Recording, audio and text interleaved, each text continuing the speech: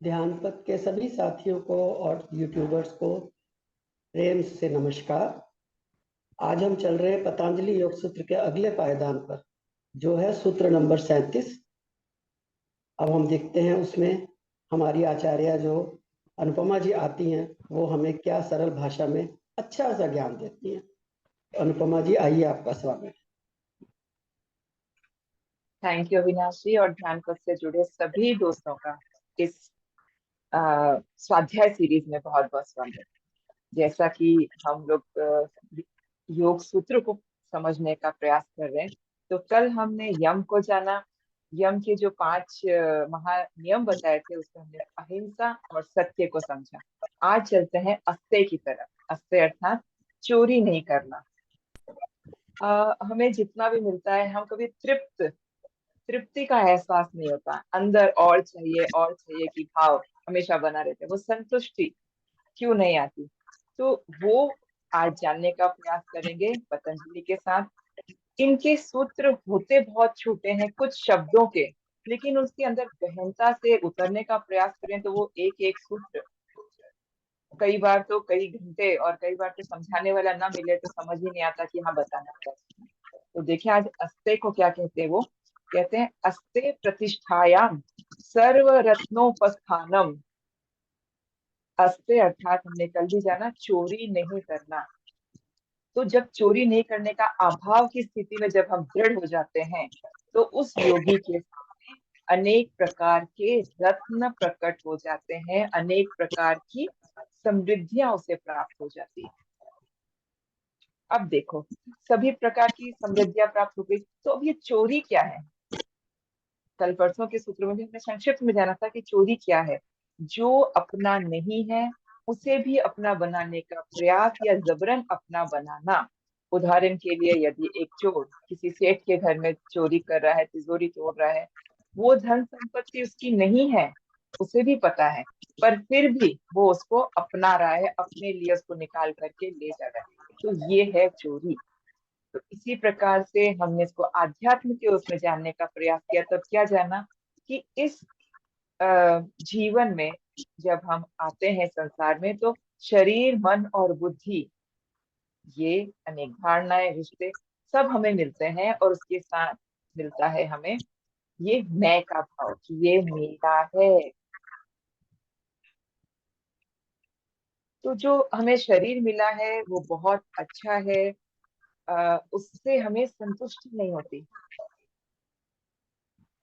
इतना खूबसूरत स्वस्थ शरीर बना है, फिर भी चाह होती है कि ये माधुरी दीक्षित जैसा बन जाए, सलमान खान जैसी बॉडी हो जाए। जो ये भाव आता है ना, उसके जैसा हो जाए, ये भी पतंजलि कहते हैं ये भी अस्ते। एक तरह से आपके भावों में चोरी का भाव है कि उसके जैसा पालूं, कर लो।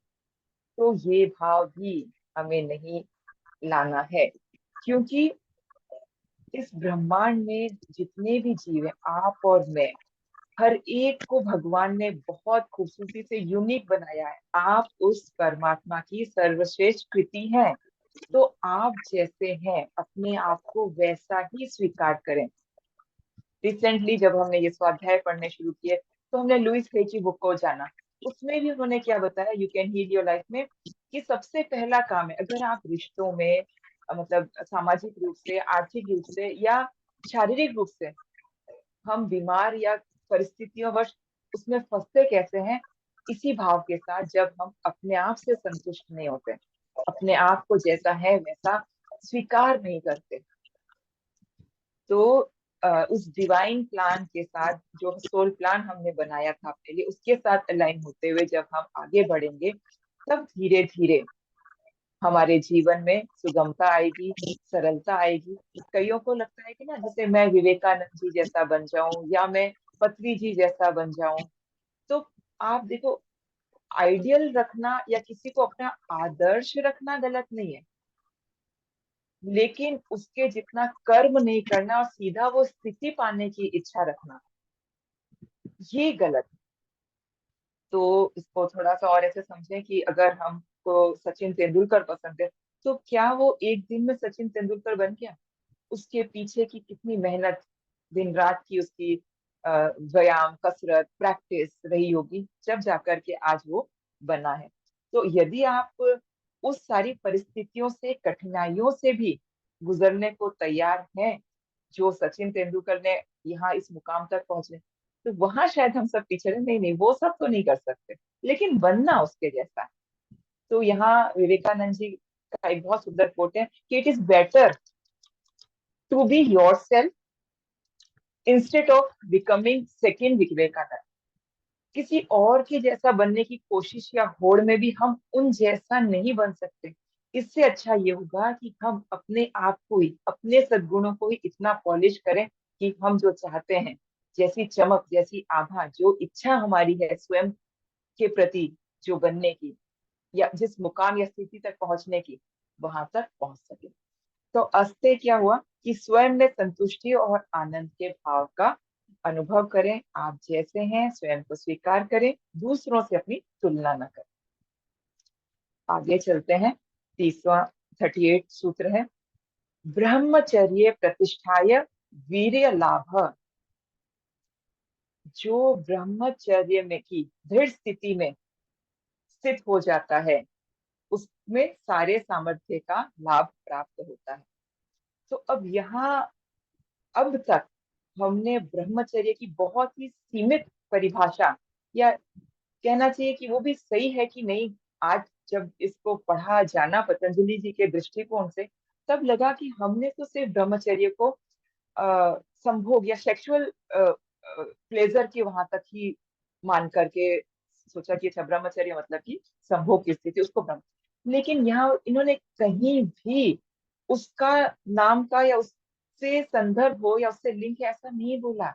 ब्रह्मचर्य, ब्रह्म प्लस चर्य, ब्रह्म अर्थात वो ब्रह्म स्वरूप, चर्य मतलब उसमें चलना, लहरना, उसके साथ एक हो जाना, ईश्वरीय तत्व में लीन होना, मदमस्त होना। यहाँ ब्रह्मचर्य का अर्थ है कि उस ईश्वर के साथ, उस स्वरूप के साथ आप लीन हो जाए। ये हमारे लिए थोड़ा सा कहना चाहिए दुर्भाग्य की बात है कि उस पवित्र शब्द को हम तक पहुंचने तक या हमारे सामने आने तक कई लोगों ने अपने अनुसार इसको तोड़ मड़ोड़ के इस तरह से प्रस्तुत कर दिया कि हमें ब्रह्मचर्य का मतलब समझ में आता है कि इससे संभोग या शारीरिक संबंध। जबकि यहाँ पतंजलि जी ने एक जगह भी इसको उससे लिंक करके नहीं बताया। यहाँ ब्रह्मचर्य को वो कहते हैं उस ब्रह्म के अंदर लीन हो जाना, उसके आनंद में डूब जाना। तो जब जो उस स्थिति में उस ब्रह्म के साथ लीन हो जाता है, तो उसे सारे सामर्थ्यों का लाभ मिलता है। सामर्थ्य अर्थात आपकी आत्मा स्वरूप में आप में पूरे उस ब्रह्म होने का सामर्थ्य है। जब हम उसी का कण है, तो हर एक कण में उतनी ताकत है कि वो ब्रह्मांड बन सके। तो यहाँ हमें उसको अपने अंदर जागृत करना है, उसकी शक्ति को पहचानना है।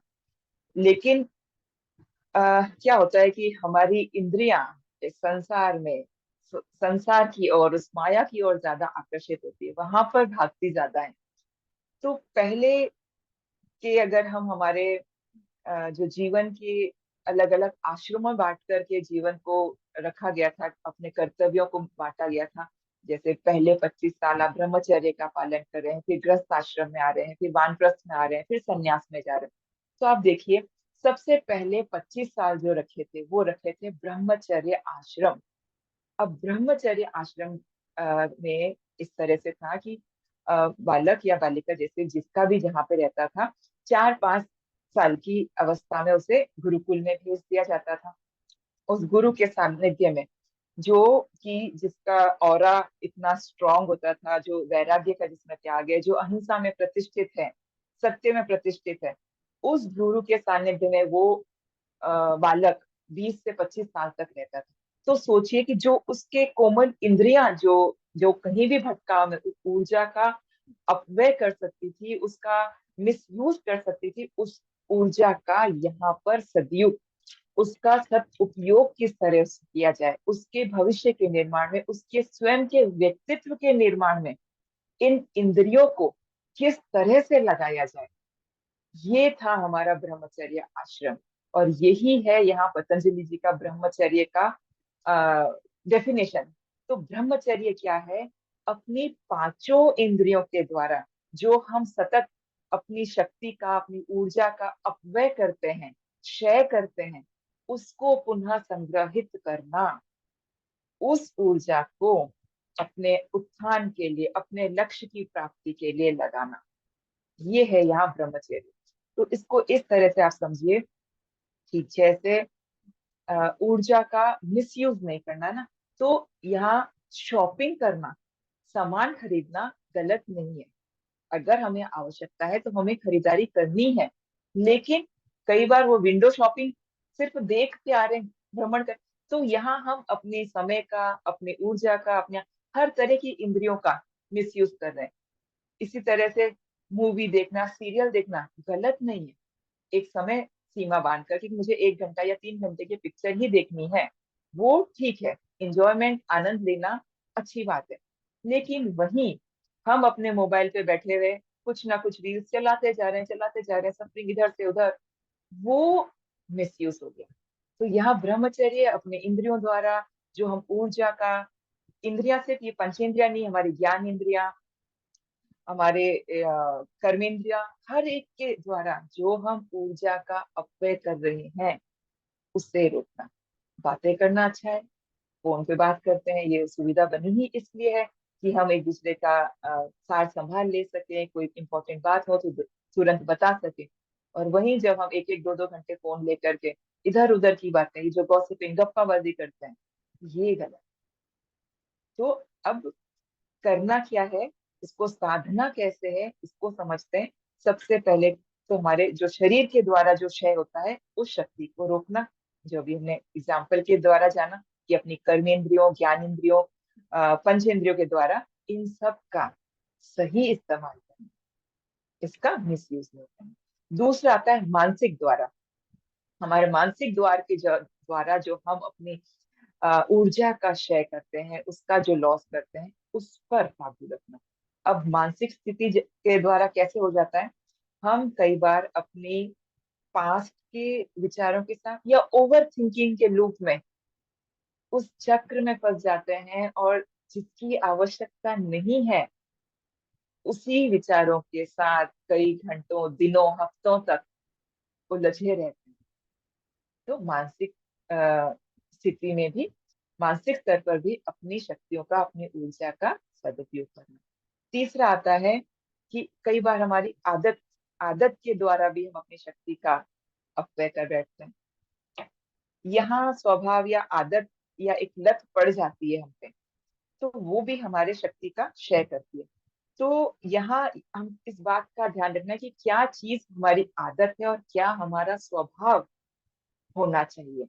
अगर हमारी कोई गलत आदत है जहाँ पे हमें हमारे समय का या हम अपने इंद्रियों का मिसयूज कर रहे हैं, तो उसको वापस सुधार की ओर लाना। ध्यान करना आदत नहीं, ये हमारा स्वभाव होना चाहिए। ये आदत और स्वभाव में अंतर समझिए इस तरह से। और जो वस्तुएं हमें थोड़ी देर के लिए आनंदित करती हैं, हम उसकी तरफ ज्यादा आकर्षित होते हैं, उस पर अपना समय ज्यादा खर्च करते हैं। हो सकता है कुछ देर बाद उसी का हमें पश्चाताप हो कि ओहो, मैंने 2 घंटे तक व्यर्थ ही फोन पर इधर उधर का कंटेंट देख लिया, जिसकी मुझे आवश्यकता नहीं थी, व्यर्थ किया। तो इस तरह से अपने आदतों पे भी थोड़ा सा हम सुधार लाते हुए अपने ऊर्जा को बढ़ा सकते हैं। और एक बताते हैं कि कई बार होता है हम अंधविश्वास के द्वारा जो परंपराएं, जो बड़े जो हमारे पूर्वज काम करते आ रहे थे, उसे ही फॉलो करते हुए आगे से आगे बढ़ते जाते, उसके पीछे का रीजन नहीं जानते हैं कि ये क्यों है। इसके लिए कुछ दिन पहले हमने बहुत सुंदर कहानी के माध्यम से इसको समझा था, संक्षिप्त में इसको फिर से रिपीट करती हूँ कि एक अंधा दंपति होता है। तो जब भी वो महिला खाना बनाती है, तो कभी कोई जानवर या बिल्ली आकर के उसे खराब कर देता है।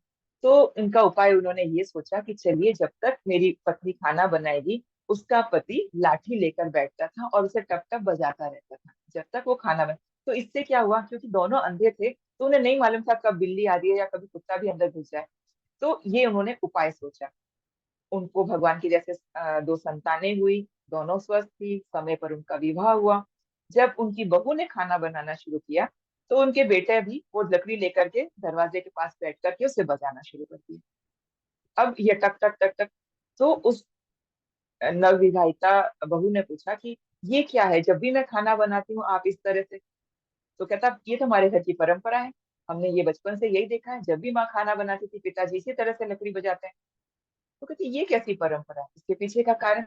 दोनों जाते हैं पूछते हैं, तब पता चलता है कि वो तो अंधे थे, उन्हें दिखाई नहीं दे रहा था, तो उन्होंने अपने खाने को सुरक्षित रखने के लिए ये उपाय चुना था। पर अब उसे इनके बच्चे भी फॉलो करें ये आवश्यक नहीं है। तो पत्री जी हमें कितनी बार कहते हैं ना कि आप स्पिरिचुअल साइंटिस्ट बनिए। क्या चला आ रहा है पहले से, उसे ही अंधविश्वास या अंधभक्ति के रूप में आप अपनाते जाए, इसके पीछे का लॉजिक नहीं जाने और अपनी ऊर्जा वहां व्यर्थ गवाएं।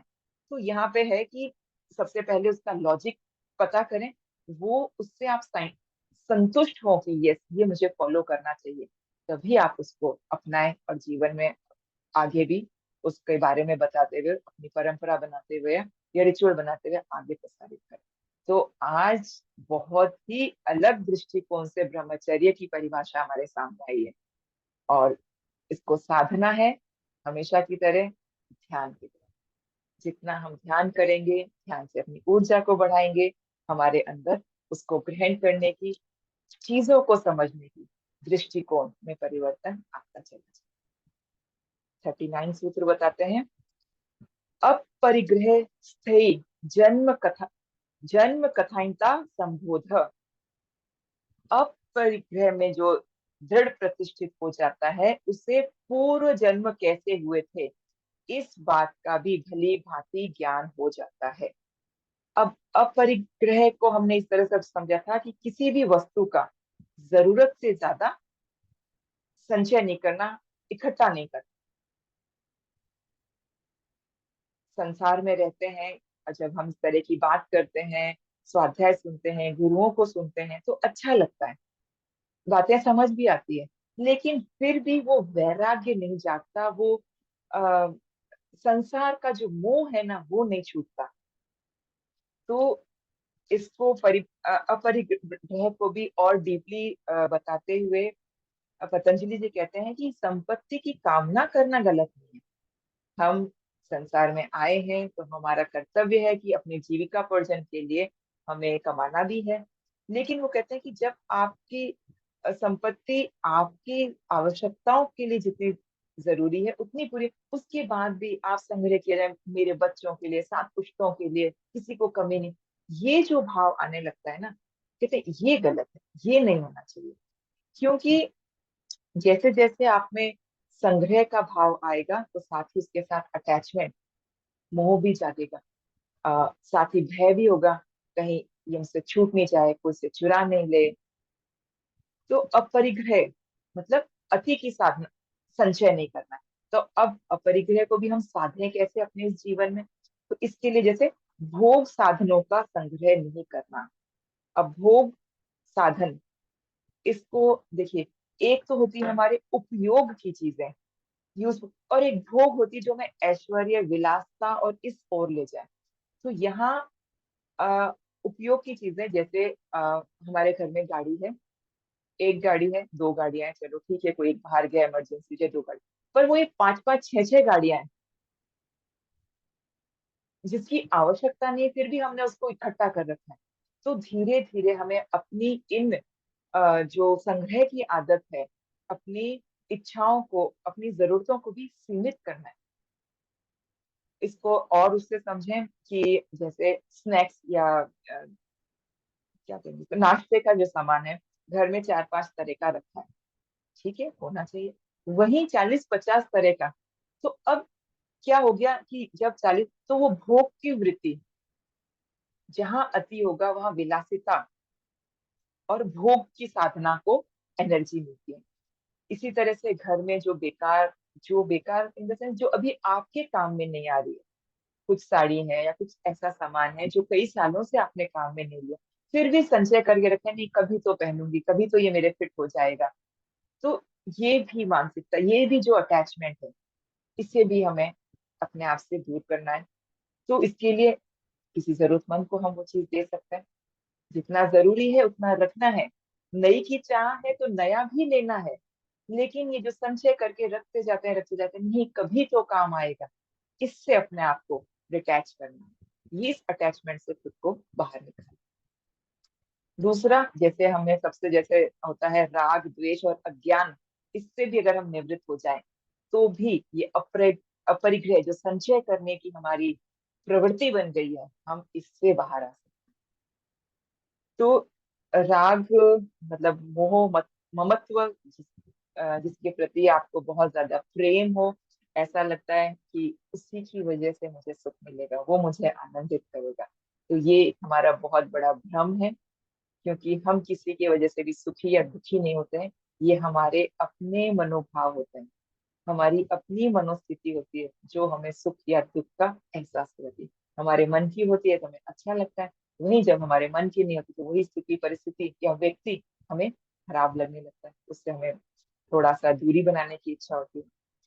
तो फिर वो कहते हैं जन्म कथांता संभव।